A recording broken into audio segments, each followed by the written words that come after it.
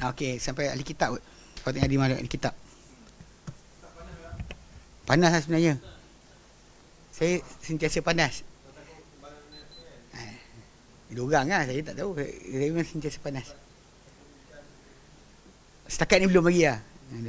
Lemak hilang sikit mungkin jadi macam tu. Bismillah.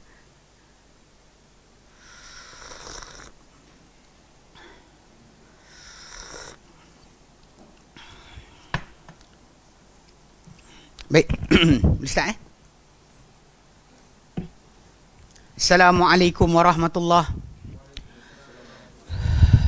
Bismillahirrahmanirrahim. Alhamdulillahirabbil alamin.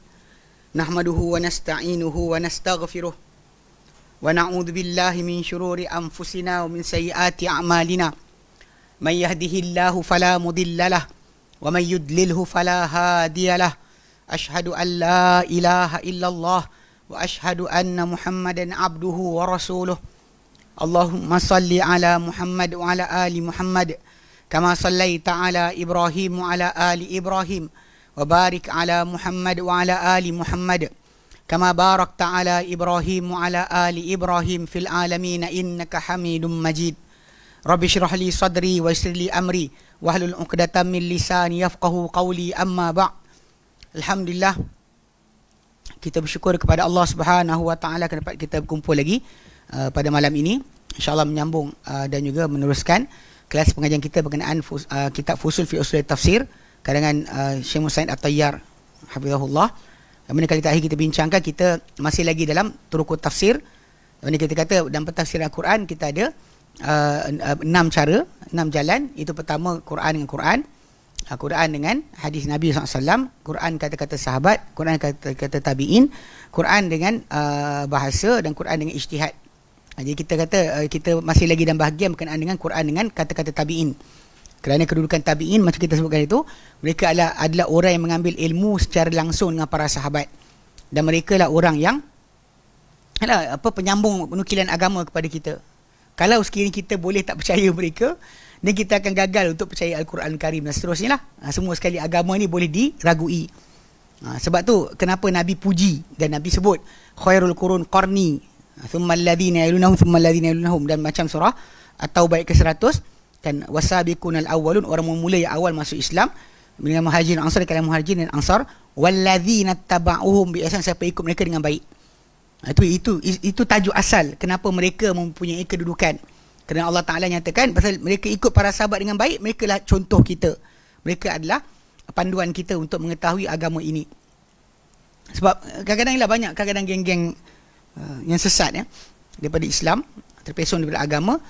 Dia ambil sebahagian apa yang dinukilkan kepada mereka daripada para sahabat, para tabi'in, tapi dia tolak sebahagian yang dia tak suka. Contoh, dia ambil Al-Quran tapi tak nak pengertian Al-Quran, dengan hujah bahawa Quran milik semua orang boleh terjemahkan Quran suka hati. Masalah.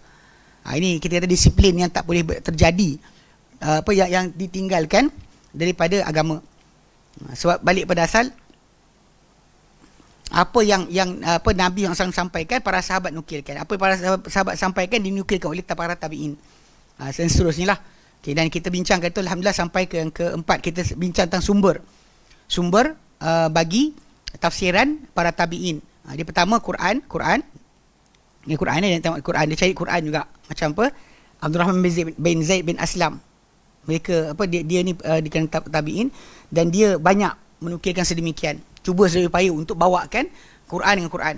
Dengan Quran dengan hadis Nabi SAW, ya, kita bincang itu. Kemudian Quran dengan kata-kata sahabat, dengan Quran dengan bahasa Arab. Yang last kali kita bincang dalam bahasa Jadi, dan para sahabat sendiri menjadi rujukan kepada untuk para tabi'in mengetahui Al-Quran, mengetahui makna dan juga pengertian Al-Quran. Maka praktis Al-Quran pun kena diketahui melalui para sahabat. Baik. Dan kita pula bila kita belajar, para tabi'in masuk dalam kita punya perkiraan. Nanti cuma ada hujung tajuk ni kita akan bincangkan hukum tafsir para sahabat dan para tabi'in. Yang kita kata adakah diterima secara mutlak. Kan, walaupun kita dah sebut itu, apa benda yang para sahabat ijma' kan sepakat, maka ia adalah hujah. Apa yang mereka tak bersepakat ataupun ada percanggahan, kita tarjihkan tengok mana lebih kuat. Kemudian kalau dia kata seorang mereka cerita satu benda, orang lain tak cerita, adakah dia terima? Itu ada persoalan lah. Yang majoriti para ulama kata kalau tak ada sebarang penentangan daripada para sahabat yang lain, maka dianggap sebagai diterima selagi mana sahih sanad. Dia sahih sanad kepada sahabat tersebut. Kadang-kadang ada orang dia kata ada sahabat kata soalan sanad sahih tak? Macam mana kalau daripada Nabi pun ada kata-kata yang tidak benar dibuat oleh manusia. Demikianlah para sahabat, demikianlah para tabi'in, demikianlah para ulama semua sekali. Itu yang kita kena ingat. Bukan semua nukilan. Kadang ada orang berhujah dengan nukilan, tapi dia lupa sebenarnya nukilan tadi boleh jadi sahih, boleh jadi tidak sahih, hatta daripada sahabat dan tabi'in. Okey, baik. Okay, hari ini kita masuk pada yang kelima, jalan ataupun sumber tafsiran para tabi'in. Yang kelima, khamisan, ahlul kitab. Dia kata kana ruju' tabi'ina ila ahlil kitabi, kata aksara min ruju'i sahabati. Dia kata dahulunya perujukan ataupun merujuk para tabi'in kepada ahli kitab lebih daripada merujuknya para sahabat kepada ahli kitab. Dan kita nukilkan hari itu kan kata-kata Ibn Abbas radhiyallahu anhuma berkenaan dengan dia dalam muqaddimah tafsir Ibn Katsir. Kita ada bacakan itu. Dia kata kenapa kalian tanya mereka tentang apa yang turun pada kita, sedangkan mereka tak tanya pun pada kita apa yang turun pada kita. Kan? Sepatutnya tak ada kita tanya ahli kitab untuk memahami. Kalau setakat penceritaan tambahan kan, contoh macam nama-nama anak ke nama-nama isteri ke bagi para anbiya dan sebagainya, benda tu tak menjadi masalah. Tapi kita masih lagi stick kepada Quran.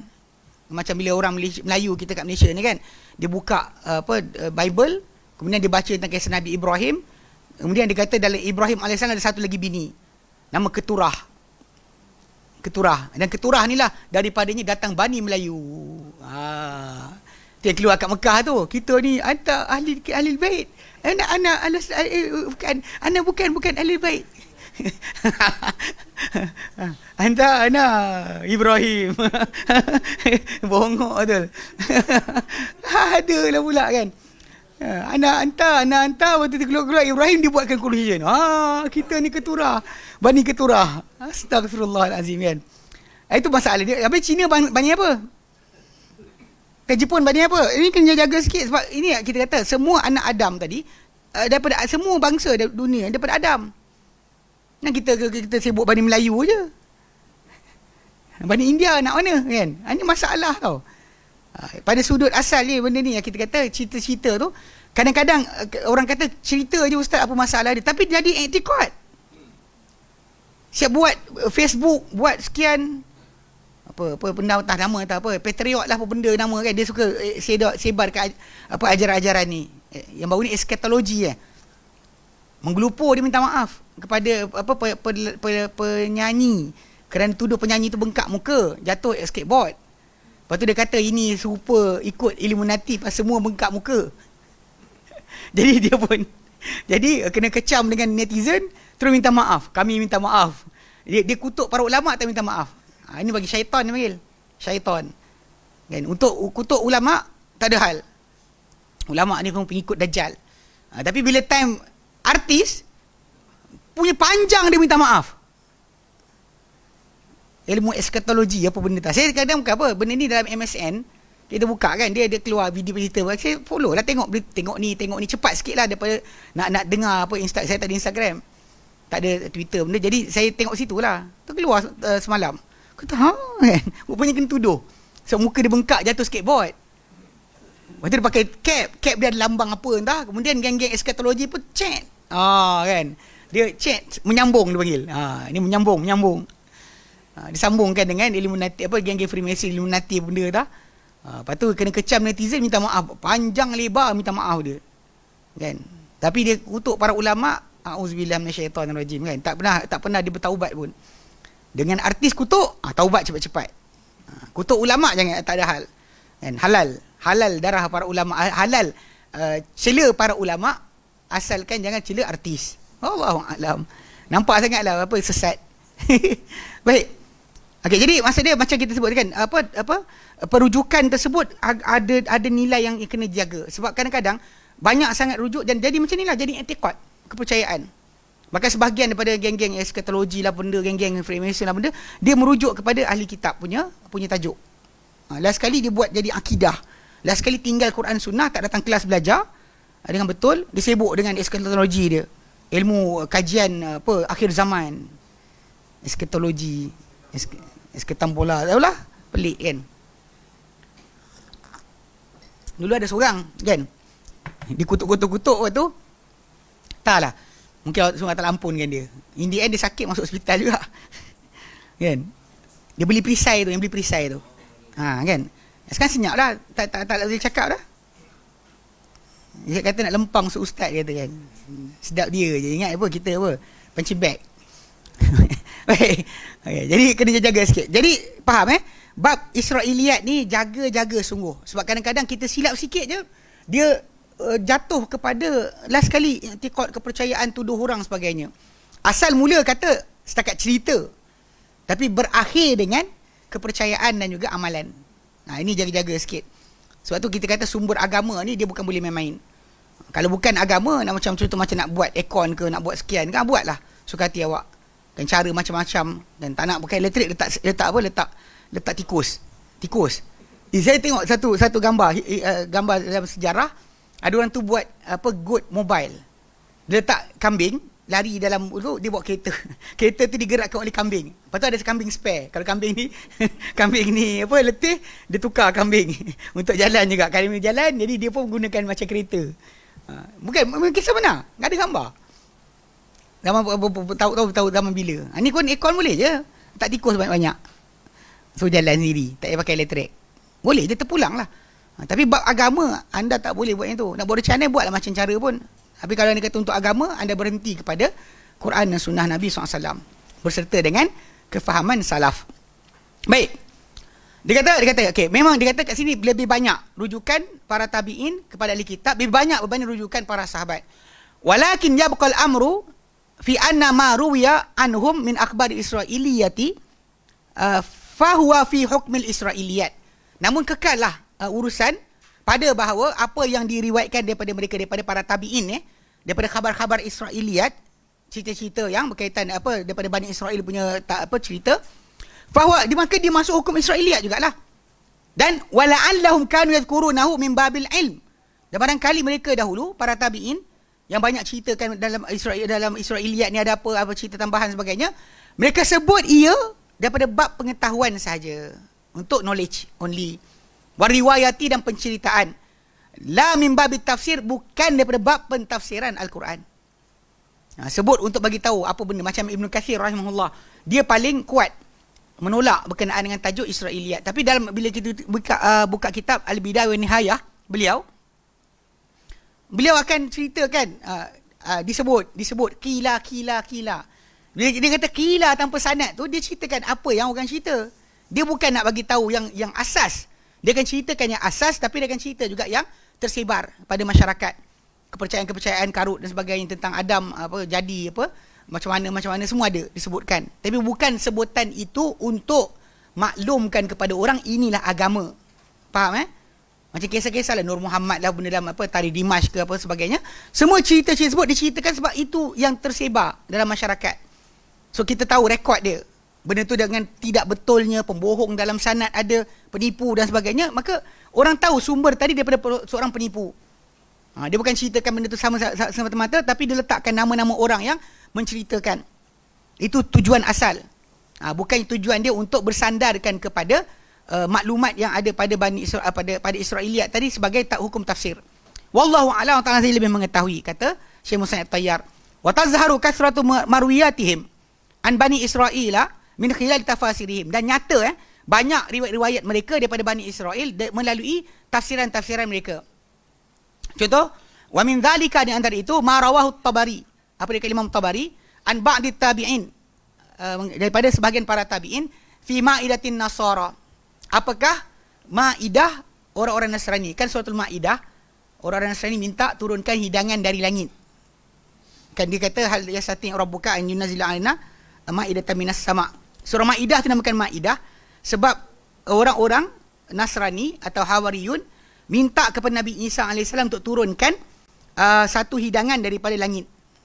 Okey. Surah Al-Maidah 112 sampai 114 kan. Isa doa dan Allah Taala jawab 115 lah, 112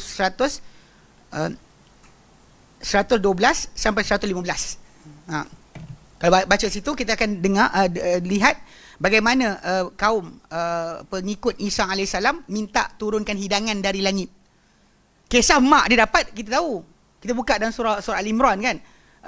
Bila Zakaria dia tengok dia jumpa Maryam, dia dapati ada makanan si Maryam. Kan bahkan dia makan makanan yang bukan pada musimnya dan sebagainya, sampai Zakaria tahu yang ini adalah hidangan daripada Allah Subhanahu Wa Taala. Hidangan. Cuma ialah bila nampak benda berkenaan dia bukan jadi cemburu. Tapi dia tahu Allah Taala boleh bagi Maryam, boleh bagi dia. Maka dia mula berdoa. Dalam surah Ali Imran ayat 37 38. 37 38. Yang apa kalau kita lihat kat situ Ali Imran 37 38 ada ceritakan berkenaan dengan bagaimana Zakaria tengok dia naik dekat mihrab tempat dia letakkan Maryam, tengok tu ada hidangan. Dia ada hidangan kan. Lepas tu bila dia kata ditanya pada Maryam, Maryam kata hiya min indillah. Huwa min indillah. Dia makanan tu daripada sisi Allah Subhanahu Wa Taala. Jadi Zakaria nampak tu dia pun mula berdoa kepada Allah Taala minta dapat anak. Tu basically kena faham bila kita dapat tengok orang dapat nikmat, yang patut kita buat adalah kita minta juga Allah Taala. Pasal Allah Taala bagi dia, Allah Taala bagi kita juga. Pasal Allah Taala mempunyai kurniaan yang banyak. Melimpah ruah, tak terhitung. Kan? Tak ternilai. Tak dapat nak dinilai langsung. Sebab itu dia minta. So, jadi kisah hidangan tu ada. Dan bila yang surah Al-Maidah tu 112 dan 115 tu, itu berkenaan dengan permintaan pengikut Isa untuk turun hidangan langit. Okay, soalan, apakah hidangan tersebut? Kat sini dia kata apa? Qala Abu Abdurrahman As-Salami. Ini adalah penukil bagi qiraat yang kita panggil Hafs daripada Asim, Zaid bin Thabit daripada Ali. Daripada dia lah diambil oleh Asim bin Abi Najud qiraat yang kita baca. Sebab macam-macam. Bahkan dia datang ke Kufah lalu tenggelam qiraat Ibn Mas'ud. Dia Abu Abdurrahman As-Salmi. Dia juga yang ceritakan para sahabat dahulu yang mengajar Al-Quran, kata para sahabat dulu belajar Quran dengan Rasulullah 10 ayat. Kemudian takkan pindah ayat baru kecuali lepas dah faham ilmu dan amal dan ayat 10 tadi baru pindah ayat baru. Ni orang yang sama menukilkan kisah tersebut. Dia kata apa? Nazalatil ma'idatu khubzan wa samaka. Turun hidangan yang turun tu dari langit tu adalah roti dan juga ikan. Roti dan juga ikan. Kita daripada Quran, daripada sunnah tak ada maklumat tepat apakah hidangan tersebut. Tapi dalam kisah ni daripada Bani Israel, daripada Israiliyat ada dia panggil nukilan yang kata dia adalah roti dan juga ikan. Wa qala Atiyah juga tabi'in al-ma'idatu samakatan fiha ta'mu kullu ta'amin. Fiha ta'mu kulli ta'amin. Dia hidangan yang turun tu adalah ikan. Padanya ada rasa segala makanan. Ini ikan tapi rasa segala makanan. Ini faham-faham sendirilah bahawa kita boleh bayangkan. Tahu ikan, itu kan ikan rasa ayam pula. Tapi ini kata yang dinukilkan daripada Israiliyat. Tiga rasa. Ikan tiga rasa. Masam, manis, pedas.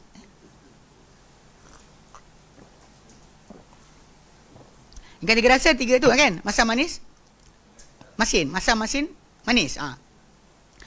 Bukan pedas. Masam, masin, manis. Masam, masin, manis. Ala kulihal, itu contoh. Bila ayat 112, 115 surah Al-Maidah disebut tentang tentang Hawariyun minta Nabi Isa turunkan hidangan dari langit.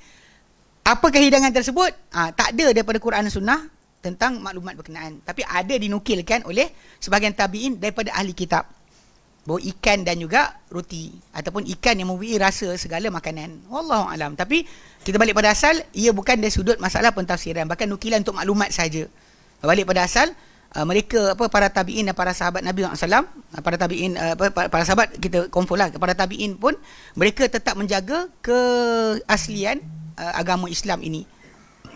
Maksudnya nukilan-nukilan datang pun taklah jadi orang ramai menyerbu kepada kitab-kitab terdahulu untuk mencari agama mereka. Dia cuma ceritakan benda ni untuk sampingan sahaja. Sebab hasil dia terjaga agama pada zaman mereka masih tersimpan. Adapun zaman kita sekarang ni menyerbu kepada kitab-kitab suci orang-orang lain, agama lain, last sekali jadi akidah. Jadi akidah. Terang kali ni, terang itu. Ada profesor Syarif Universiti saya tengok bercakap tentang perkara ni tanpa lapik, kan. Dia ceritakan ni lah dalam Bible ada ni, dalam Old Testament dan New Testament, dan kitab Hindu, kitab Veda. Kalau bab berkenaan dengan bisyarat, tajuk bisyarat, berita gembira Nabi dalam kitab mereka, nama Nabi, tempat Nabi lahir dan sebagainya, kalau ada, itu untuk membuktikan yang Allah Ta'ala nyatakan orang yang macam dalam surah Al-Baqarah ayat 146, Allah Ta'ala nyatakan alladzina atainahumul kitab ya'rifunahu kama ya'rifuna abna'ahum. Orang kami berikan mereka kitab, mereka kenal dia, tu Muhammad ni, macam mereka kenal anak mereka sendiri. Untuk membuktikan tu kita bawa beberapa cerita yang ada masih lagi dalam kitab mereka. Itu bukan masalah apa, masalah kita percaya mereka, tapi kerana Quran cakap mesti ada. Ni faham Quran cakap mesti ada. Jadi belajarlah, itu yang perbandingan agama. Kalau kita belajar sudut itu ya, sudut untuk membuktikan Muhammad Rasulullah. Adapun belajar perbandingan agama untuk mempercayai dan juga kata menghormati akidah orang, jawapannya tidak. Pasal kita mengakui benda berkenaan sama seperti kita mengakui kesalahan lah. 2 campur 2 jawapannya 4. Tapi orang tu percaya 2 campur 2 3 atau 5. Maka kita, kalau kita kata ya juga, kita membodohkan orang sebenarnya. Orang tu dah salah, kita biarkan dia salah lagi. Itu sebab kenapa pengakuan atau pengiktirafan agama tidak. Dia nak sembah, biarkan. Tapi untuk kita mengiktiraf, itu tidak sama sekali. Untuk kita meraihkan, apalagi hadir bersama, kan, beli keropok ke maruku ke sama je, kan, itu mengarut, kan. Nak beli maruku, belilah hari lain. Kok ia kan gila sangat nak makan, kan. Ada je. Tak, kalau dia beli pada hari lain, contohnya, kan, bukan hari perayaan, okey je. Pergi kat Little India tu, kan, cari makan mana maruku sedap, pergi lah. Tapi pada hari kerajaan mereka, awak pergi terlibat sama, buat apa? Ini masalah, kita kata tak ada sensitivity. Cuba kalau bapak dia, kan, orang tak setuju bapak dia bapak dia ketua kampung. Tapi orang tak setuju, tak hormat bapak dia. Agak-agak dia pergi tak orang tu punya kerajaan? Hatta parti politik pun, kan, cuba menang parti A, buat kenduri. Parti B datang tak? Tidak jejak, kan? Tak akan datang. Tiba-tiba bab Allah SWT awak bermudah-mudah. Ni masalah lah. Ini masalah tak faham apa wa'al barak. Okey. Dia ada pula orang sesat, dia kata ini adalah Saudi punya doktrin. A'udzubillah minasyaitonirrajim. Apalah, kan. Kotlah kalau sekiranya nak mengampu sangat supaya diberikan jawatan, janganlah macam tu sekali. Kalau awak rasa macam kita nak guna jawatan, cara dia cakap benda orang musuh Islam suka supaya dilantik. Dibawa ke mereka syarikat ke, jadi penasihat agama ke, kotlah suka sangat, kan. Tak payahlah buat depan-depan, nyuruh sudahlah. Kan. Pelik. Baik, ke-6, al-fahmul ijtihad. Okay, antara rujukan para tabi'in dalam tafsir adalah kefahaman dan ijtihad. Kefahaman dan ijtihad, apa mereka understand daripada ayat tadi dan dia ijtihad. Tapi ini semua selepas daripada awal lah. Kena ingat bahawa masalah faham dan ijtihad ni, dia bukan nombor 1. Dia bukan nombor 1. Hatta para sahabat Nabi pun, bila ada penjelasan Nabi, takkan dia lari kepada penjelasan Nabi, buat penjelasan sendiri. Ni perangai dan sikap mereka. Tak ada nilai sebenarnya apa kita fikir, apa kita bayangkan di hadapan nas. Dan macam dalam kaedah kaedah usul fiqh, dia kata la ijtihad fi ma'radid dalil. Tiada ijtihad di hadapan pembentangan nas. Nas terang-terang, kita bagi ijtihad lagi, buat apa? Stop situ, stop at that point. Tu cara kita menghormati, memuliakan Quran dan Sunnah dengan cara tersebut. Ini dalil dah ada, kita masuk juga, kan. Nak godek juga. Macam rasanya macam, kan, macam ada lagi apa. Dia dua lah. Satu geng liberal yang dia nak bebaskan, tak nak tafsiran lama. Satu lagi kumpulan yang batiniah. Dia kata ini kulit je, saya nak isi. Kan. Dia nak isi. Bayangkan durian tanpa kulit. Awak nak makan isi tak mana? Kan? Pasal dia the whole package. Masalah awak dapat merasai dalaman awak dengan apa yang diaturkan, itu adalah anugerah Allah Ta'ala. Tapi awak kena lalui proses dia. Lalui Islam itu. Kemudian barulah sampai pada ihsan. Tanpa Islam, awak takkan dapat ihsan. Pelik kan, sibuk kita nak ikhlas, tapi tak tahu-tahu. Kan? Ini semua ni orang syariat je. Kan? Masalah kita kata soalan kan. Masalahnya adakah itu yang Nabi terangkan? Baru ni tapi tak apa, itu lain kali cerita-cerita. Banyak nak bercerita. Baik. Dia kata apa? Tamadat tabi'una fahmahum. Tamadat tabi'una fahmahum fi tafsir Al-Quran. Bersandarkan para tabi'in kefahaman mereka dalam tafsiran Al-Quran, wa ibrazi fawaidihi, dan juga dalam menzahirkan, menonjolkan akan faedah-faedah Al-Quran. Wa kana bainahum fi dzalika ikhtilaf, dan terjadi di antara mereka pada perkara berkenaan ikhtilaf. Nazaran li anna marja'a dzalika huwa uquluhum wa ulumuhum.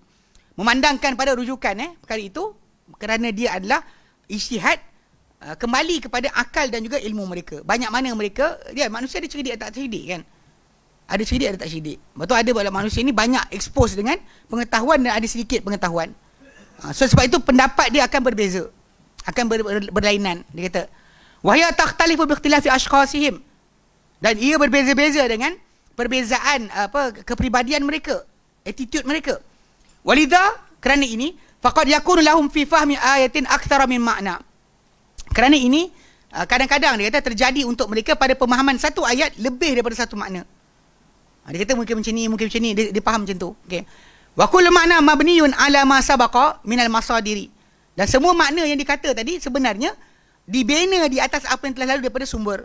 Yang ni dia faham secara Quran ke, atau dia faham Quran dengan hadis ke? Sebab kita katakan ada hadis yang tak datang sekali dengan ayat Quran yang dibincangkan, tapi dia orang bawa ayat tadi letak kat sebelah, hadis tadi dekat sebelah ayat. Itu ijtihad dia lah.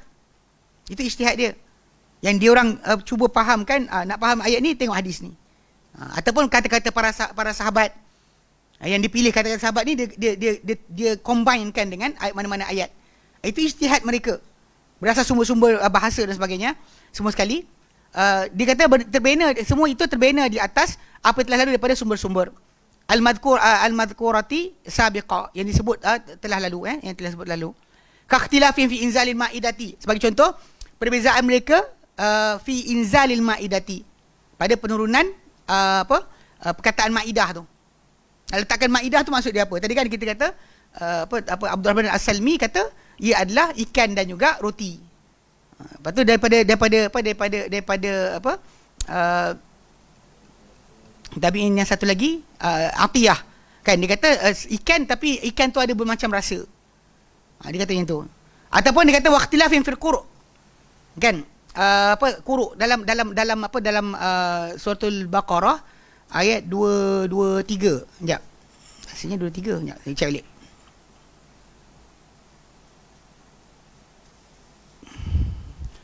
Salah satu quru' kan, wal mutallaqat yatarabbasna bi anfusihinna salah satu quru'. Okey, Al-Baqarah 228. Apa quru' tadi? Saudara ada pendapat yang seorang kata quru' tu adalah haid. Seorang yang kata quru' tu adalah suci. Okey. Quru' haid atau quru' suci, sebab dia beza dia apa jadi?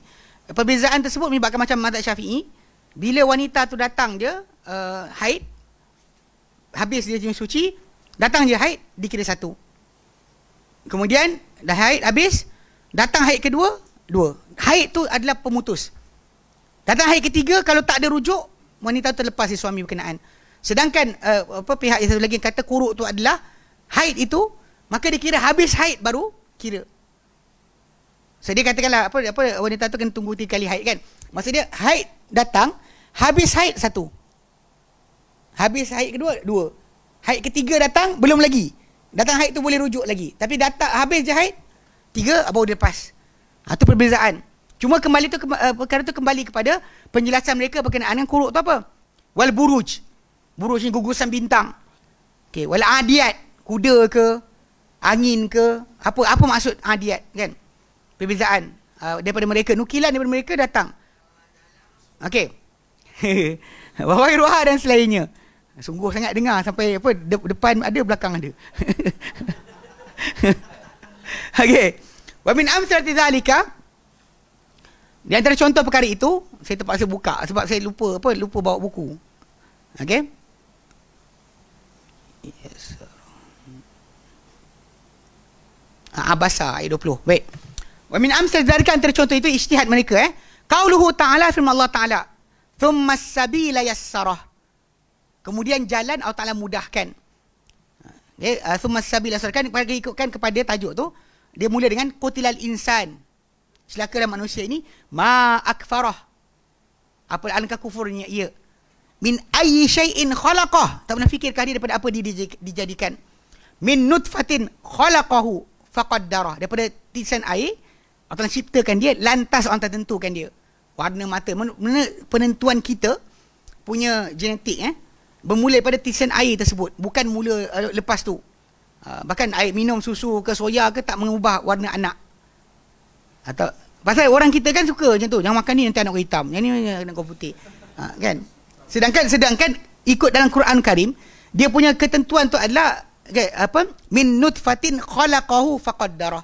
Daripada titisan air Allah jadikan, lantas Allah tentukan warna mata, warna rambut, jenis badan, kan, apa lagi, warna kulit, kebaran kalian kencing manis, kebaran kalian semua sekali ada, siap-siap dah. Kan? Kemudian Allah kata thumma as-sabila yassarah. Kemudian jalan Allah mudahkan dia. Okey, apa maksud jalan dimudahkan? Pasal lepas tu thumma amatahu fa akbar, Allah matikan dia, Allah kan kuburkan dia, kebumikan dia. So, jadi bila sebut tentang sabil yassar, apa sabil tadi? Qala Suddi, berkata As-Suddi wa Qatadah, dan juga Qatadah bin Di'am As-Sadusi, yang murid Ibn Abbas, dia kata yassara khurujahu min batni ummihi. Allah Ta'ala mudahkan keluarnya anak tersebut daripada perut ibunya. Itu dimaksudkan yassara, jalan keluar dia dimudahkan. Okey. Wa qala Mujahid, berkata Mujahid bin Jabr an Ibn Abbas wal Hasan Basri wa Ibn Zaid Abdurrahman bin Zaid bin Aslam, yassara sabilal khairi wasyarri. Allah Ta'ala mudahkan apa? Jalan kebaikan dan keburukan. Untuk keburukan atau kebaikan, jalan tu Allah Ta'ala buka. Kita pilih mana nak pergi. Allah Ta'ala mudahkan. Pasal Nabi kata apa? Bila tanya para sahabat, tanya Nabi SAW, kan, ana dukhul jannah bi amalina am bima fil kitab. Adakah kami akan masuk syurga dengan amalan kami atau ikut apa dalam kitab? Nabi kata bal bima fil kitab. Lepas tu para sahabat tanya balik, falimal amal. Amal untuk apa? Okay, ataupun dia ada yang lain, dia kata afala nada'ul nattakil ala ma fil kitab wa nada'ul amal. Boleh tak kami tunggu saja apa dalam kitab dan kami tinggalkan amal? Nabi kata la. Kemudian Nabi kata kullun muyassaru lima qudra lahu. Semua orang dipermudahkan untuk apa ditakdirkan baginya. So macam pengertian sama kat sini lah. Okay. Jadi kalau ikut pendapat yang pertama daripada tabi'in, laluan keluar anak tersebut. So, kalau kita bincang dari segi sudut biologi, kan, atau ilmu janin, kan, perbincangan berkenaan masalah kelahiran anak, tulang pinggang wanita tu boleh terlonggar untuk keluar anak. Cara Allah Ta'ala berjadikan hormon badan dia bertukar dan sebagainya, memudahkan untuk anak tu keluar sebenarnya. Cuma zaman sekarang ni wallahu a'lam lah. Saya tak ajak tengok cerita Tamil, tapi ada cerita Tamil best, kan. Nah, dia buat berkenaan dengan kejadian di India, bagaimana cara pertukaran perubatan, cara zaman dulu orang akan sibuk lahirkan anak cara normal lah. Okey, kemudian bila nakkan banyak duit, so jadi hospital akan cuba untuk potong cesarean tu sebagai jadi benda modus operandi yang biasa. So daripada lahir murah jadi lahir mahal. Wallahu a'lam, ni tuduhan lah. Ni cerita Tamil. Siapa nak marah tengok cerita marah cerita Tamil tu. Dia tunjukkan itu. Dia kata dia waktu sembang orang jahat tu kata apa? Sekarang semua sekian-sekian, dia kata dah satu masa nanti bedah tu adalah benda biasa. Lahir beranak normal tu yang orang pelik. Tahun 80-an tu, 70-an, kalau orang kena bedah, bedah aku. Semua cakap, boleh ke, kan? Mana beranak normal tu normal. Beranak bedah tu pelik. Sekarang ni beranak normal ke? Normal. Kan? Faham tak? Dia terbalik kan. Allah alam. Jadi jangan tuduh doktor Illuminati apa, ikut dajal pula. Ini buat keuntungan duit, bukan kena dajal. Kan? Tokek kedai pun biasa buat pengajian tak senonoh. Baik. Kan? Okey, contohlah. Jadi diorang okey, tapi kalau kita rujuk balik sebenarnya perbezaan mereka dalam tajuk ini sebenarnya berdasar kepada kefahaman dan dia relate pada Al-Quran mana yang dibaca ataupun pada hadis mana yang dia tengok. Kat situ dia akan keluar pendapat tadi. Bukan sengaja diorang tiba-tiba spark maklumat. Aku rasa macam ni, tak. Dia ada reference. Kalau kita tanya kenapa dia cakap macam ayat tadilah. Ayat saya sebutkan tadi. Kan hadis Nabi tadi, dia menjadi sokongan untuk maksud A atau B. Ya. Baik. Misalun akhar, contoh lain dia kata apa?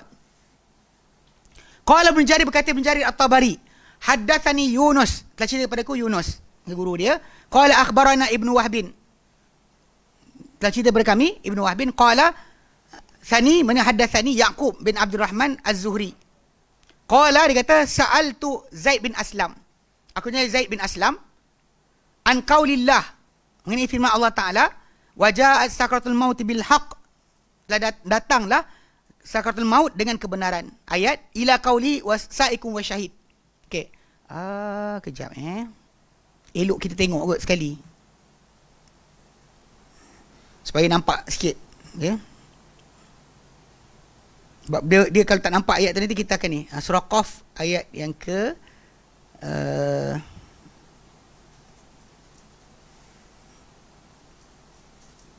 ayat 17, ayat 19. Sekejap saya buka. Qaf 19 supaya tengok kita nampak direct susunan tafsiran ayat berkenaan. Sebab kat sini dalam tajuk ni ada pendapat-pendapat mereka tadi, dia reference lah pasal dia macam berbual tau. Perbualan antara tabi'in tadi, tabi'in A kata sekian, tabi'in B kata sekian, tabi'in B kata sekian. Seorang ni tanya soalan, dia tanya bermula sekali Zaid bin Aslam tentang maksud ayat ini, apa maksud dia. So timbul tajuk Sekejap kita pergi dulu. Surah Qaf ayat 19 start ayat 19. Siapa dah tak datang kelas tak nampak lah kita tayang apa. Kita tak nampak. Tak nampak lah. Baik. Dia bukan paksa kan. Dia datang lah. Paksa tak kan. Galakkan datang kelas. Dia bukan apa. Perjalanan anda tu insya-Allah jihad kan. Fisabilillah.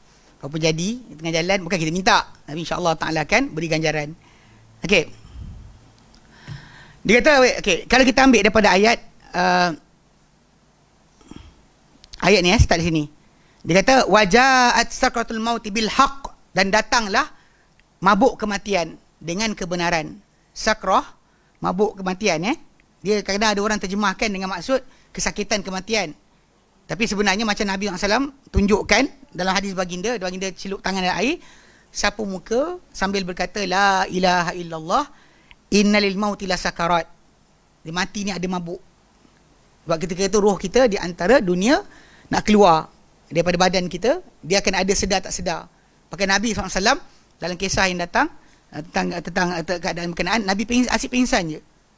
Satu riwayat sebelum Nabi suruh Abu Bakar jadi imam, dan mula tu Nabi nak solat dengan orang ramai. Lepas tu Nabi pingsan. Kemudian Nabi terjaga. Jaga Nabi mandi dan Nabi wuduk. Kemudian Nabi kata orang ramai dah solat belum? Dia kata belum ya Rasulullah, dia tunggu engkau. Nabi mandi. Kemudian nak pergi, Nabi pingsan balik. 2-3 kali. Cuma kat situ yang apa diambil hukum adalah masalah orang yang sembuh daripada tak sedar diri, elok dia mandi. Disunatkan mandi. Sebab Nabi SAW tak sedar diri Nabi mandi. Cuma kat situ yang apa dalam kisah tu memang nak fahamkan sakaratul maut ni maksud dia adalah mabuk kematian. Mabuk kematian. Sakit kematian tajuk lain. Okey. Dan datanglah mabuk kematian tu dengan kebenaran. Okey. Zalika ma kunta minhu tahid, itulah apa engkau dahulu terhadapnya menentang. Wa nufikha fis sur, dan ditiupkan pada sangkakala. Zalika yaumul wa'id, itulah hari yang dijanjikan, hari amaran, hari janji buruk. Waja'at kullu nafsin ma'aha sa'ikum wa syahid, dan datang setiap jiwa, setiap nyawa bersama-samanya ada sa'iq, pemandu, dan juga seorang saksi. Satu pemandu, satu saksi. Okey. Dan dikata laqad kunta fi ghaflatin min hadha, demi sungguhnya engkau dahulu terhadap ini terlalai. fakashafna anka ghita'aka, lalu kami singkapkan daripada engkau penutup pada engkau, fabasaruka yaumul hadid, maka pandangan kamu pada hari berkenaan adalah tajam. Nampak? Ini maksud dia apa pada hari berkenaan dengan hari ini tak sama. Dulu kita nampak syaitan dan sebagainya, kita akan nampak di sana. Okey. Okey. Dia ambil sampai ayat yang kejap ikut pada ayat tu. Okey, dia berhenti sampai ayat yang 20 tadi. 21. Mana dia ambil daripada ayat 19 sampai 21. Kita tengok situ baik. So jadi dekat sini sebab apa tahu? Dekat dalam ayat tu ada sebut ni tahu. Engkau dahulu terhadapnya menentang. Okey. Jadi siapa anta tu? Yang dimaksudkan soalan ni timbul, yang ditanya pada Zaid bin Aslam adalah siapa anta tu? Okey ini tumpu betul-betul. Sebab nanti kan tak faham pula apa yang dimaksudkan dekat sini. Okey. Dia kata apa? Dia kata jadi Yaqub bin Abdul Rahman Az-Zuhri kata, aku tanya Zaid bin Aslam, mengenai firman Allah Taala, waja'at sakratul maut bil haqq, kan? Datanglah mabuk kematian itu dengan kebenaran. Zalika ma kunta minhu tahid, kan? Itulah engkau dahulu terhadapnya menentang. Wa nufikha fis sur, dan tiupkan pada sangkakala. Fadzalika yaumul wa'id, itulah hari yang dijanjikan, kan? Waja'at kullu nafsin ma'aha sa'iqun wa syahid, dan akan datang setiap nyawa bersama-samanya ada sa'iq, tukang heret seorang satu, dan saksi satu. Kata Yaqub bin Abdul Rahman Az-Zuhri, faqultu lahu may yuradu bihadha, siapakah dikendaki dengan ini? Mana ayat ni kunta tu, siapa anta dekat sini? Ni Allah Ta'ala ucapan dalam ini ada ucapan engkau dahulu terhadapnya menentang. Siapakah anta ini? Faqala, maka Zaid bin Aslam berkata, Rasulullah sallallahu alaihi wasallam. Tuan-tuan macam terkejut kan? Dia cakap kan, dia kata, faqultu lahu, maka Yaqub bin Abdul Rahman kata, Rasulullah. Sebab ayat tu kan, saya ulang balik. Dia apa? Dia sebut apa? Zalika ma kunta minhu tahid. Datanglah sakaratul maut dengan kebenaran, itulah yang engkau dahulu terhadapnya menentang. Okay, ni pegang situ Jadi anta ni siapa? Nanti bawah ni ada anta lagi. Engkau dahulu terhadap ni lalai. Okey, Nabi kami singkap pada engkau. Siapa engkau dalam ni? Kalau geng-geng apa macam Kahar Al-Kadzab, dia kata ka tu Kahar. Betul. Saya tak tipu, Memang itu kepercayaan dia macam tu. Dengan pengikut dia punya jahil kan. Bismillah. Saya bila tanya, mana lantikan dia sebagai utusan Tuhan? Tahu dia kata apa? Yasin wal Qur'anil Hakim, innaka laminal mursalin. Yasin kan? Demi Quran yang amat bijaksana. Innaka, ka tu kahar lah. Ka. Kita macam pahal Muhammad ni kan. Tapi ni kena faham, bila orang sesat ni dia banyak jenis. Dia ada sesat pandai, ada sesat bodoh. Itu terus terang cakap, ni tak payah ni, tak payah berlapik. Kadang-kadang kita berlapik-lapik sangat, kata macam Ustaz, memang orang terbangang nak cakap macam mana? Kalau dia taik tu busuk, takkan dia kata wangi pula. Kalau bodoh, kita bodoh lah. Cuma ka tu kaha, itu yang dia terkena tu. Bila pakai ayat ka je. Macam ni lah, macam sekarang ni Zaid bin Aslam bila dia kata ka tu Rasulullah, anta dalam ayat ni Rasulullah. Jadi Yaqub bin Abdul Rahman dia kata kan dia kata Rasulullah, sebab ayat ni datang dengan itu engkau terhadapnya dahulu menentang. Kan ini masalah pasal kita kata aplikasi kepada Rasulullah SAW. Maksud ni akan jadi masalah. Okay, dia kata sini dia siap, okay, dia kata apa? Ma tungkiru. Zaid bin Aslam kata lagi, engkau tak setuju apa pasal? Apa yang kau tentang? Apa yang kau tak setuju? Qala Allah Azza wa Jalla, kan? Allah Ta'ala firman dalam Quran, kan? Alam yajidka yatiman fa'awa. Surah Duha Okey. Dia kata adakah tidak kau dapat, adakah apa dia kata? Adakah tidak kau dapati alam yajidka, bukankah dia Allah Ta'ala dapati engkau yatiman, seorang anak yang yatim. Fa'awa, maka dia sediakan tempat tinggal untuk engkau. Tak terbiar. Ada seorang demi seorang take care, jaga. Yang mula mak, kemudian tak ada mak, pak atuk tak ada, pak saudara, one by one. So kena ingat, masalah bila orang nak bela kita, nak jaga kita, suka kita, benci kita, menyampah kita atau tidak, semua tak aturan Allah Subhanahu Wa Taala. Bukan sebab kita pakai cincin sekian, bukan kita amal sekian. Bukan sebab tak. Ada orang kadang-kadang kaya, orang menyampah, tak suka. Kan? Ada orang miskin tapi orang sayang dia. Benda-benda macam ni bukan kita yang susun. Ni aturan Allah Subhanahu Wa Taala. Tak payah carilah air bumuh mana pun, tak guna. Yang cici kokak ke benda kan, tak payah. Tak ada memberikan nilai apa-apa. Jadi Allah Ta'ala kata bukan dia dapati engkau. Ni masalah. Zaid bin Aslam dia faham ayat tadi dengan cara ni. Dia buka kepada kepada tajuk ni kan. Tajuk apa, kenapa dia kata dalam surah Qaf tu Muhammad juga yang hantar tu. Sebab dia kata kau tak dengar ke? Dia kata apa masalah dia? Allah Ta'ala firman Al-Quran surah Ad-Duha, alam yajidka yatiman fa'awa. Bukankah dia dapati engkau yatim, lalu dia disediakan tempat tinggal. Wa wajadaka dhallan fahada. Dia dapati engkau sesat, lalu diberi hidayah. Mana macam dia kata Nabi pun sesat dulu. Benda ni kontroversial. Saya ingat dulu ada seorang ustaz, dia sebut tajuk ni, jelaskan ayat ni. Mungkin kalimah dia pakai tu agak wallahualam, rasa saya dia tak ada masalah cara penjelasan dia. Tapi lepas tu datang geng-geng sebut yang betul ke tak betul? Geng asbodo. Okay. Dia bantai ustaz ni, kata ustaz ni kata Nabi sesat. Allah Ta'ala maksud dia macam ni. Pasal Allah Ta'ala sebut dalam Quran tentang apa? Contoh dalam ayat lain.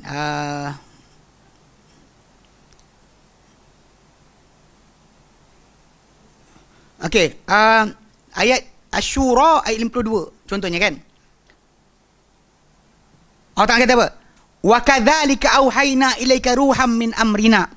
Demikianlah hai Muhammad, kami wahyukan kepada engkau ruh, wahyu min amrina, dari urusan kami. Ma kunta tadri mal kitab walal iman. Engkau tak pernah tahu apa itu kitab dan juga apa itu iman. Manakala tidak Allah Ta'ala beri hidayah, engkau tak tahu pun. Itu maksud dia. Tapi cuma dalam kes orang ikut kumpulan sufi ni, kadang dia kata nur Muhammad turun ke sini, takkanlah nur tu jahil. Jadi dia bayangkan macam tu. Cuma kita kata atas kapasiti Nabi SAW, memang Allah Ta'ala pelihara daripada sembah berhala dan sebagainya, tak ada. Kalau Ta'ala boleh jadikan Abu Bakar tak pernah sembah berhala sepanjang hidup dia, maka apatah lagi Nabi. Kalau Allah Ta'ala jadikan Uthman bin Affan tak pernah minum setitik arak pun kita zaman jahiliah, apatah lagi Nabi SAW. Pasti lebih terjaga daripada itu. Kalau para sahabat baginda ada mengelak daripada buatan-buatan yang mungkar sebelum Islam lagi, sebelum dapat wahyu, sebelum Islam datang. Kalau para sahabat ada macam tu, Nabi lebih dijaga lagi. Kalau Ta'ala dah tutup Nabi SAW, atau dan kisah sirah yang masyhur kan, Nabi teringin untuk pergi kepada kerajaan orang-orang musyrikin, tapi Allah Ta'ala jadikan baginda tertidur sampai tak boleh pergi. Ini berkali-kali lah Allah Ta'ala pelihara baginda. Cuma tidak tahu agama tu ya, tidak tahu apa itu kitab, apa itu iman. Allah Ta'ala yang firmankan, nak beritahu pada kita bahawa kalau bukan kerana, sebab kadang-kadang ada orang tu dia katalah Nur Muhammad ada sekian-sekian, takkan Nur tak ada nak tak tahu. Mesti lahir-lahir tu dah tahu dah. Tak pernah tak tahu. Itu salah lah. Sebab kat situ ada beza makhluk dengan khalik. Allah SWT dia khalik. Dia ilmu dia tanpa ada diawali dengan tak tahu. Sedangkan Nabi Muhammad SAW sebagai makhluk, dia mesti diawali dengan tak tahu. Sebab tu ada kejadian-kejadian kita macam kita cerita tu, macam kita sebut berkenaan dengan geng Yusuf Nabhani punya pengikut Hizbut Tahrir, kan menafikan berkenaan dengan siksaan kubur. Kan memang dalam hadis kadang-kadang kita baca, Nabi mulanya memang kata tak ada. Kemudian tak lama lepas tu Nabi kata ada. Mana ilmu Nabi macam tu. Daripada tak ada kepada ada, tak tahu kepada tahu. Bukan Taqiyuddin Nabhani. Yusuf Nabhani ya? Taqiyuddin tak? Kita ikut Hizbut Tahrir ingat. Taqiyuddin Nabhani kot. Yusuf Nabhani mana satu tak ingat. Adalah kumpulan-kumpulan orang juga. Tapi cerita-cerita kan, masa dia orang nafikan tentang azab kubur tu, kat situ kita dapat belajar. Macam Nabi sendiri pernah dalam hadis-hadis yang lain ditanya oleh Yahudi, ditanya oleh seorang Yahudi kan. Ada dua kata Abdullah bin Salam tanya beberapa soalan tentang bila bumi tukar bumi yang lain, kan? Langit tukar langit yang lain, manusia duduk kat mana? Kemudian siapa yang mula sekali lintas masuk syurga? Kemudian, apa makanan ahli syurga yang pertama? Kan disebutkan, dia tanya yang tu. Nabi SAW, ketika ditanya soalan tu, sampai soalan terakhir sekali, Nabi tanya tau. Nabi tanya dengan dia, adakah manfaat pada engkau? Aku jawab. Dia kata, aku dengar telinga aku. Dia tak kata nak masuk Islam pun. Tapi Nabi ketika tu pegang kayu, Nabi cocok-cocok kat tanah. Kan? Aku nak tanya kau satu soalan yang tak tahu kecuali seorang Nabi atau seorang dua manusia saja. Nabi cucuk kat tanah kayu tadi, sebenarnya Nabi menunggu wahyu. Tunggu wahyu. Bahkan di akhir hadis tersebut, Nabi kata, aku tak tahu apa nak cakap tadi sehingga Jibril datang kepada aku beritakan jawapan. Atau berkenaan dengan anak. Yang terakhir ditanya tentang anak. Soalan-soalan disusun oleh Allah bin Salam. Atau seorang pendeta Yahudi tanya Nabi. Nabi pegang kayu tu, Nabi cucuk kat tanah. Tapi tak salah buat macam tu perangai. Macam orang tanya soalannya, kita cucuk. Kononnya apa? Sunnah. Bukan sunnah lah. Astagfirullahalazim. Awak tu wahyu langit apa hal? Ya, Nabi buat perangai, Nabi tunggu. So masa dia tak tahu kepada tahu tu, iyalah betul lah. Cuma kat sini Zaid bin Aslam, anak dia Abdurrahman bin Zaid bin Aslam. Dia dua-dua bapa dengan anak, dua-dua maraji' bagi tafsir. Antara rujukan tafsir. So dia bawa pengertian ayat surah Qaf tu yang tadi kita sebut kan, kepada daripada 19 dan 21 kepada ayat surah Ad-Duha. Dia link macam tu. Yang dia kata Nabi lah, Muhammad lah, Rasulullah lah. Okey. Walaupun sebenarnya ayat tadi kalau kita baca, tengah bincang tengah ahli neraka ni. Kalau kita baca awal sampai habis. Kalau kita baca daripada awal sampai habis, kita akan jumpa lah tajuk tersebut. Bahawa ayat tersebut datang, dia menerangkan berkenaan keadaan ahli neraka. Tapi bila Zaid bin Aslam jawab, ini jawapan pertama dia. Okay. Jadi Yaqub bin Abdurrahman Az-Zuhri tak puas hati. Dia pun buat apa? Qala, dia kata, thumma sa'altu Salih bin Kaisan anha. Salih bin Kaisan al-Yamani. Salih bin Kaisan Salih bin Kaisan. Ni sarah tabi'in juga.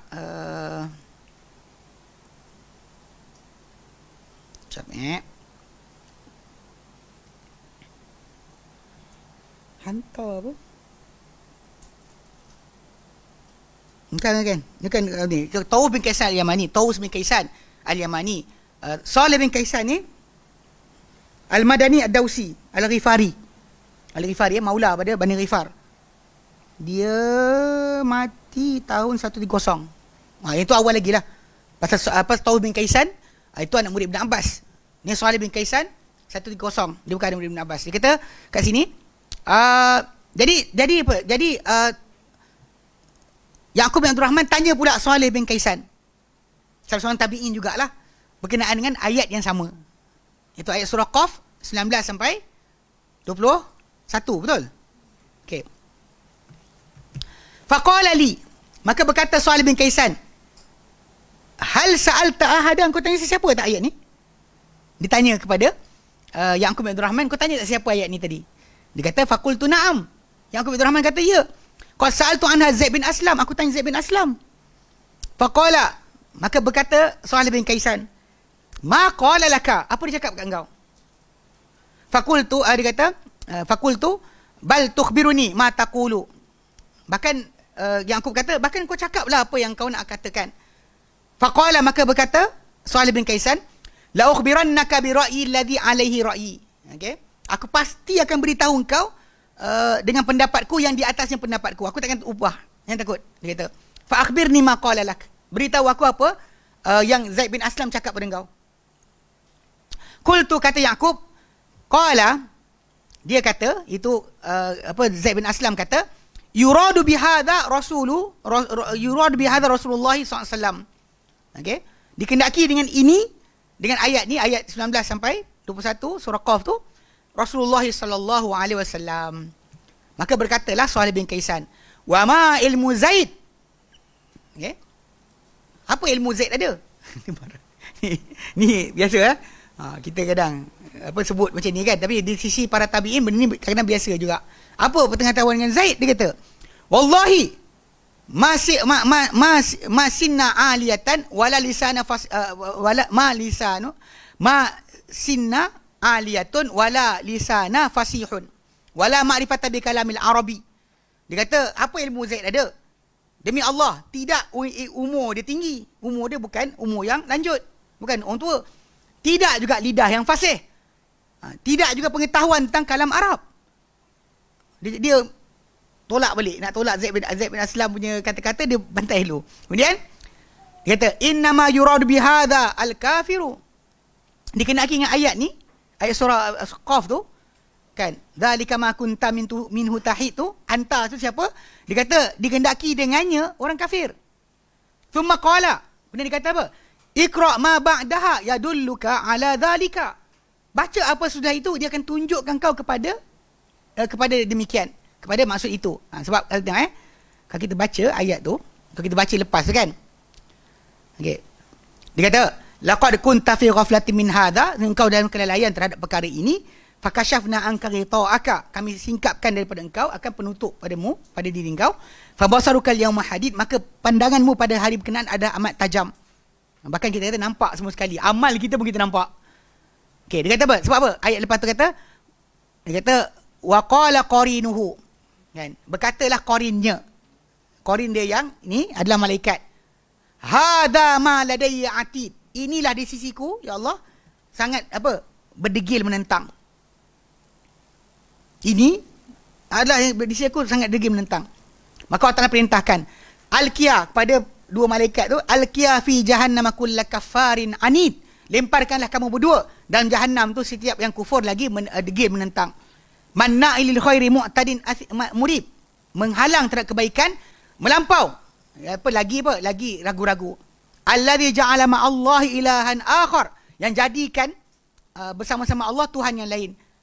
Fa'alqiyahu fil azabis syadid, maka lemparkanlah dia, kamu berdua lemparkan dia dalam azab yang keras. Nampak tak perbualan tu menjurus kepada yang ditujukan dengan kunta tu adalah kafir. Dia kata, bahkan qarin dia yang jin pula kata apa? Qala qarinuhu, berkata qarin dia yang jin, Rabbana ma atghaituhu, aku tak pernah melampau pada dia wahai Tuhan, walakin kana fi dhalalim ba'id, tapi dia ni dalam kesesatan yang jauh. Allah Ta'ala kata, qala la takhtasimu ladayya, yang kalian berbalah di sisiku. Wa qad qaddamtu ilaikum bil wa'id, aku telah pun kemuka kepada kamu semua, jin ke manusia, dengan amaran. Nampak tak? Dia qarin satu malaikat, satu qarin jin. Qarin malaikat kata ni yang degil sekali, ya Allah. Qarin yang jin pula kata, ya Allah, aku tak pernah pun kata yang sekian. Dia yang memang sesat. Aku tak sesatkan sangat pun. Aku ajak sikit-sikit dia terus ikut. Dia kata inilah. So kalau kita bincang benda ni kan, sampai habis, memang tajuk dia orang kafir. Macam dikatakan oleh Salih bin Kaisan. Salih bin Kaisan kata betul. Kan, memang dan maka ini kaedah betul bila kita belajar tafsir. Baca ayat sebelum, baca ayat selepas. Jangan baca ayat itu sahaja. Okey. Tapi tak habis lagi tahu. Sebenarnya dia tanya lagi seorang lepas ni. Okey. Okey. Summa qala. Okey, dia kata qala, berkata lagi Yaqub bin Abdurrahman. Kita qala thumma sa'altu Husain bin Abdullah bin Ubaidillah bin Abbas. Kemudian aku tanya pula Husain bin Abdullah bin Ubaidillah bin Abbas, kira cicit. Ubaidillah dia kira berkalikan anak saudara ataupun anak saudara sepupu kepada cucu-cucu saudara sepupu kepada Ibn Abbas. Dia apa? Sa'altu Husain bin Abdullah bin Ubaidillah bin Abbas. Faqala li, maka Husain bin Abdullah bin Ubaidillah bin Abbas kata kepadaku, misla ma qala Salih, macam mana Salih kata, hal sa'alta ahadan fa akhbirni bihi. Kalau engkau tanya sesiapa tak tentang ayat 1921 surah Qaf ni, kalau ada bagi tahu aku. Qultu inni qad sa'altu Zaid bin Aslama wa Salih bin Kaisan. Wa Salih bin Kaisan. Dia kata aku telah tanya Zaid bin Aslama wa Salih bin Kaisan. Aku tanya dua orang dah.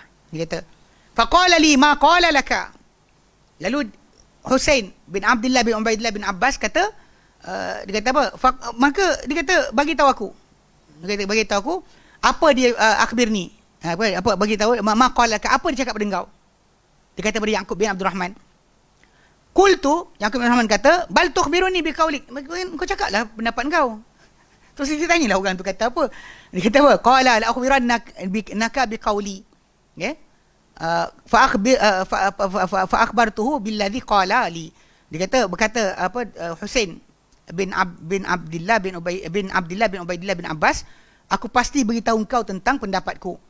Maka Yaqub bin Abdul Rahman fa akhbartuhu billadhi qala li.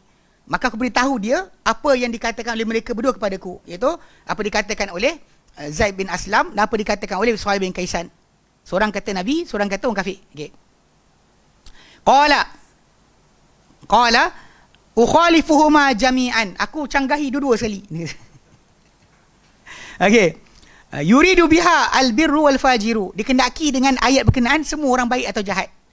Tak kira orang ahli neraka ke, bukan ahli neraka ke, dikendaki dengannya kata-kata tadi. Pasal berkenaan masalah terlupa tentang mati semua orang. Baik mukmin, baik kafir, ada je yang terlalai daripada itu. Itu maksud dia. Dia kata dua-dua sekali. Dia kata, qala Allah Ta'ala, kan? Sebab Allah Ta'ala firmankan, wajaat sakratul mauti bil haq, datanglah mabuk kematian dengan kebenaran, itulah engkau dahulu terhadapnya menentang. Lalu ujung tu, fakashafna anka ghita'aka, kami singkap daripada engkau pandangan penutup selaput pada engkau, lalu penglihatan engkau pada hari berkenaan apa adalah terang, adalah tajam. Dan dikata apa? Qala fankashafal ghita'u anil birri wal fajiri, kerana tersingkap pandangan tu dua-dua daripada orang yang beriman, baik atau jahat. Semua akan nampak pada hari akhirat nanti, apa yang depan mata dia, jin, syaitan dan sebagainya, semua dia akan nampak. Dia akan nampak malaikat, nampak amal dia, semua sekali dia akan nampak. So, jadi pendapat ketiga ni kata ayat tu tuju pada semua. Tuju pada baik atau jahat. Fara'a kullu ma yasiru ilahi, lalu akan melihat semua orang apa yang dia akan berakhir kepadanya. Dia akan nampak apa yang dia berakhir kepadanya. Semua akan nampak pengakhiran dia ke mana. Tak ada siapa yang tak nampak. Sebab tu orang yang beriman akan bergembira, dan orang yang kafir ataupun yang jahat akan bersedih, akan menyesal. Itu pada hari tiada penyesalan. Tak ada guna penyesalan. Okey? Baik.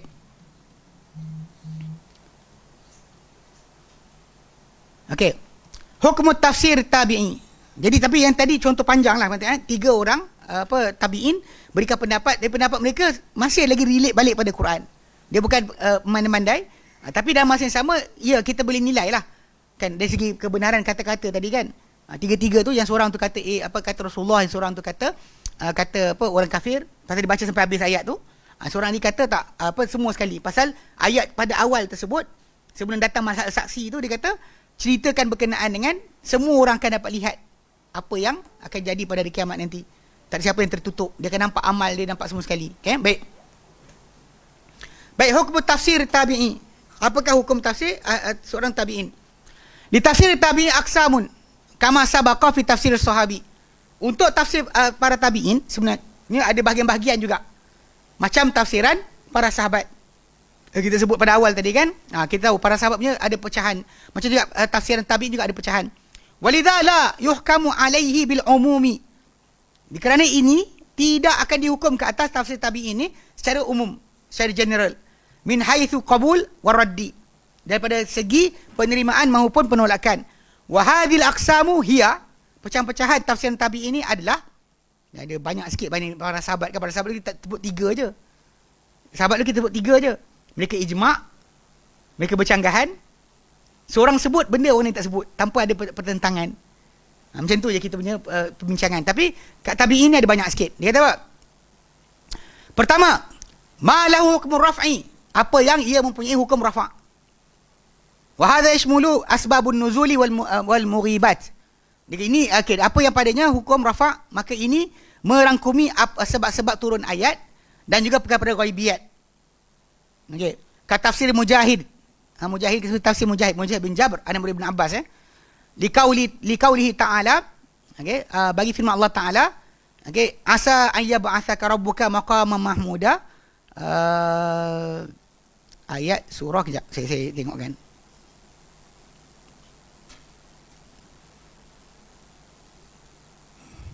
Kalau ada buku tu mudah sikit. Dia yang cetakan lama dia tak tulis. Al-Isra ayat 79. Al-Isra 79 Wa minal laili fatahajjad bihi nafilatan laka, dan pada waktu malam tahajudlah, bangunlah ibadat kan, selepas tidur kan, nafilatan laka, dia tambahan bagi engkau hai Muhammad. Asa an yab'atsaka rabbuka, moga-moga Tuhanmu bangkitkan untukmu maqaman mahmuda, kedudukan yang terpuji. Qala, berkata Mujahid bin Jabr, iq'aduhu 'alal arsy, mana didudukkan Nabi SAW di atas arash, pada arash.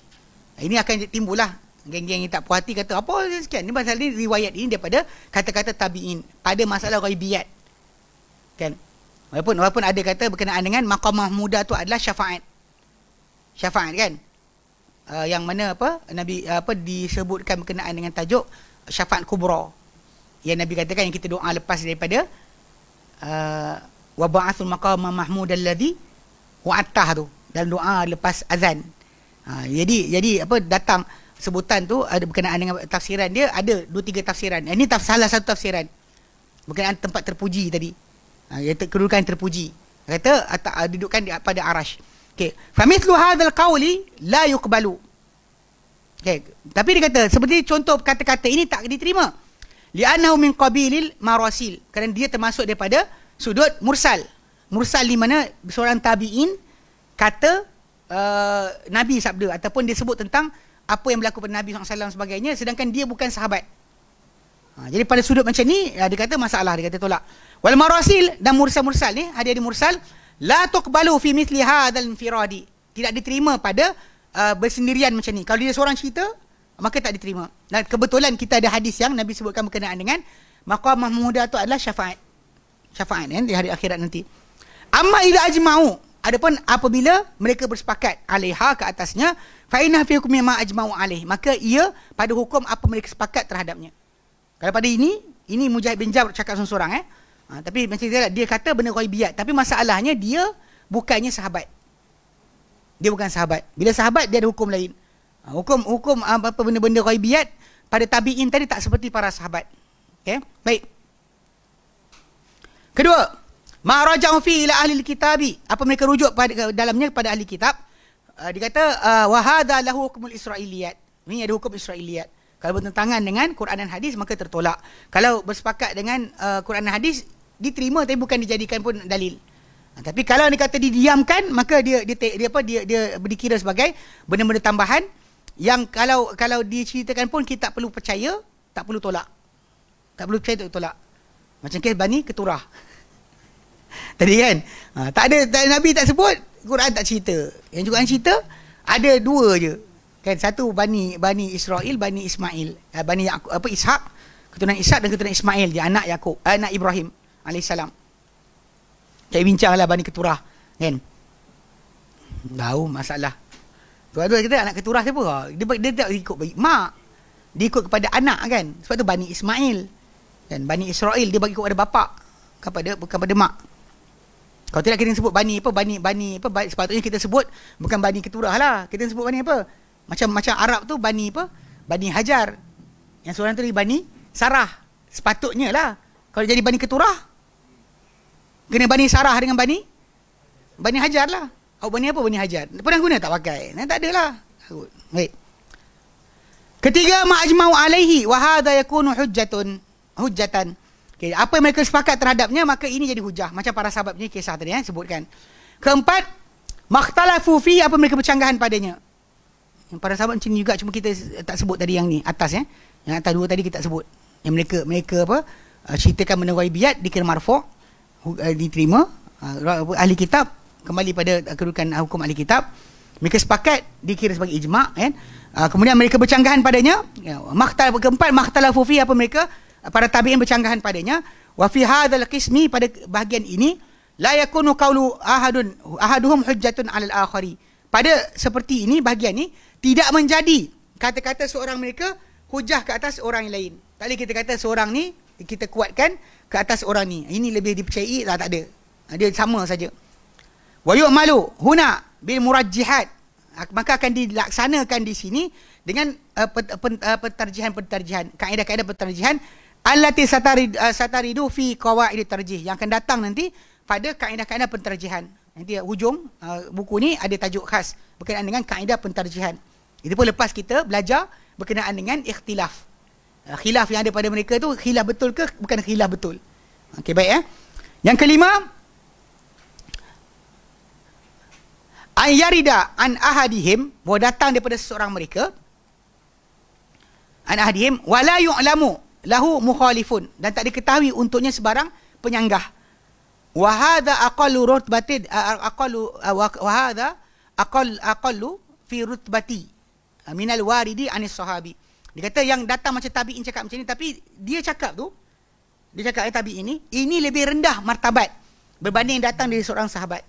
Berbeza para sahabat dia alami pembelajaran direct daripada Nabi SAW. Adapun tabi'in tadi mungkin ambil dari tabi'in yang lain, mungkin ambil daripada orang lain, dan mungkin dia panggil daripada para sahabat, mungkin riwayat itu dia tak dengar direct.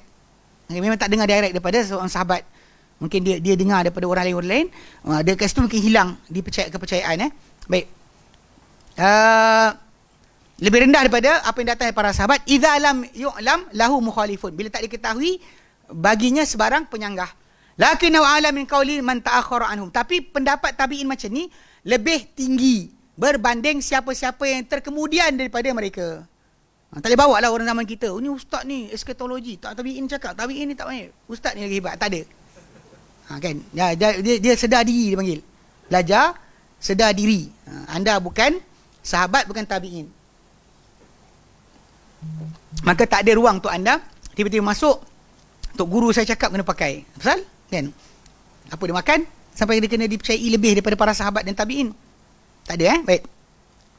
Okay, ini penting. Tanbihatun haula tafsirit sahabati wa tabi'in. Peringatan-peringatan sekitar tafsiran sahabat juga tabi'in. Panjang lagi ke? Wallahu a'lam. Nanti situ. Nanti kita masuk berkenaan dengan peringatan. Bila kita belajar tafsir sahabat, tafsir tabi'in, dia ada kaedah yang mesti kita faham dekat situ. InsyaAllah nanti kita bincangkan. Tapi lah balik pada asal, ini kedudukannya sampai yang keempat ni. Sampai mana Quran hadis, Quran kata sahabat, Quran kata tabi'in. Sampai sini kita habis lah. InsyaAllah kita akan bincang dulu kedudukan tafsir para sahabat dan tabi'in. Ada peringatan kena dipahami. Kemudian baru kita pindah kepada tafsir dengan bahasa, tafsir dengan pendapat. Baik. Wallahu a'lam. Ada soalan? Tak ada, lewat dah. Baik. Wallahu a'lam. Baik. Wa sallallahu ala Muhammadin wa alihi wasallam. Alhamdulillahirabbil alamin. Assalamualaikum warahmatullahi wabarakatuh.